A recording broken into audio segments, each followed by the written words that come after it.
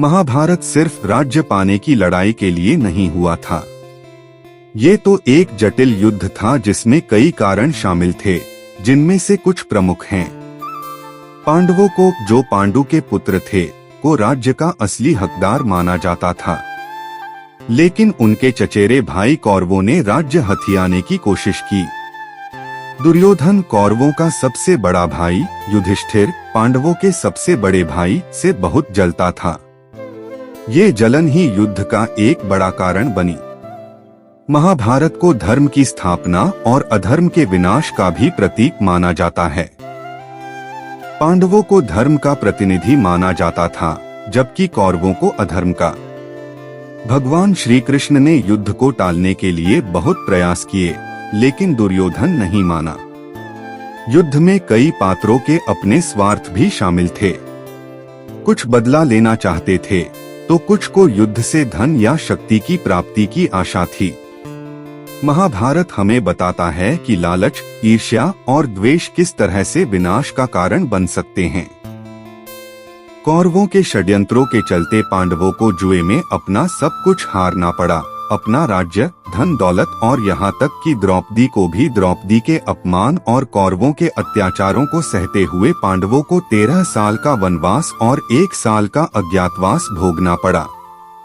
वनवास के दौरान पांडवों ने अपनी शक्ति और कौशल को और निखारा। साथ ही भगवान श्री कृष्ण उनकी मित्रता बनी।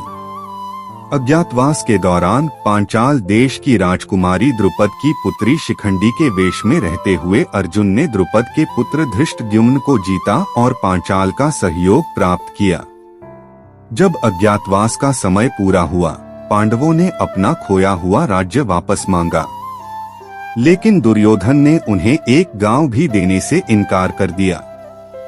शांति के सभी प्रयास विफल होने पर महाभारत का युद्ध अपरिहार्य हो गया। कुरुक्षेत्र के मैदान में 18 दिनों तक भयंकर युद्ध चला। श्री कृष्ण अर्जुन के सारथी बने और उन्हें कर्म और धर्म का महत्व समझाते हुए प्रसिद्ध भगवद गीता का उपदेश दिया। युद्ध में भीष्म, द्रोणाचार्य, कर्ण जैसे महान योद्धा मारे गए। अंततः पांडवों की विजय हुई, लेकिन उन्हें अपने बहुत से प्रियजनों को खोना पड़ा। युद्ध के बाद युधिष्ठिर को राजा बनाया गया, लेकिन युद्ध का विनाशकारी प्रभाव उन्हें बहुत पीड़ा देता रहा। अंततः पांडवों ने भी धर्मराज युधिष्ठिर के नेतृत्व में हिमालय की ओर प्रस्थान किया। द्रौपदी सहित सभी एक एक करके चलते हुए स्वर्ग की ओर चले गए। महाभारत की कहानी युद्ध के खत्म होने पर ही खत्म नहीं होती।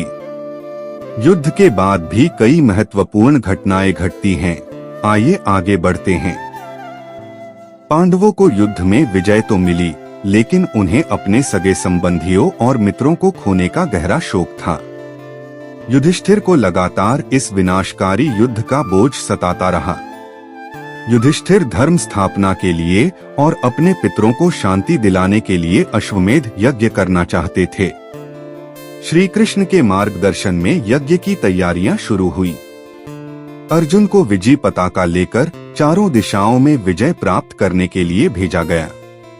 अर्जुन दक्षिण दिशा में विजय प्राप्त करते हुए द्रौपद के पुत्र धृष्टद्युम्न से युद्ध में मिले। युद्ध के दौरान धृष्टद्युम्न वीरगति को प्राप्त हुए।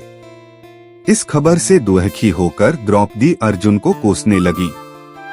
गुस्से में आकर अर्जुन ने बताया कि उन्होंने युद्ध के दौरान ही के आदेशानुसार ही धृष्टद्युम्न पर वार किया था। यह सुनकर द्रौपदी को एहसास हुआ कि युधिष्ठिर हमेशा धर्म के मार्ग पर चलते हैं, भले ही इसके लिए उन्हें कितना भी बड़ा त्याग करना पड़े। अश्वमेध यज्ञ के अंत में युधिष्ठिर को स्वर्ग जाने के लिए कहा गया, लेकिन उनके साथ कुत्ता के अलावा कोई नहीं जाने को तैयार हुआ। धर्मराज युधिष्ठिर ने कुत्ते को साथ ले जाने का फैसला किया, क्योंकि उन्होंने अपना वचन दिया था।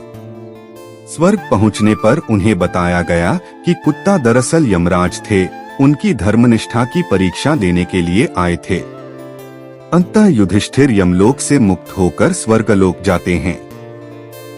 यही वह बिंदु है जहां महाभारत की मुख्य कहानी खत्म होती है।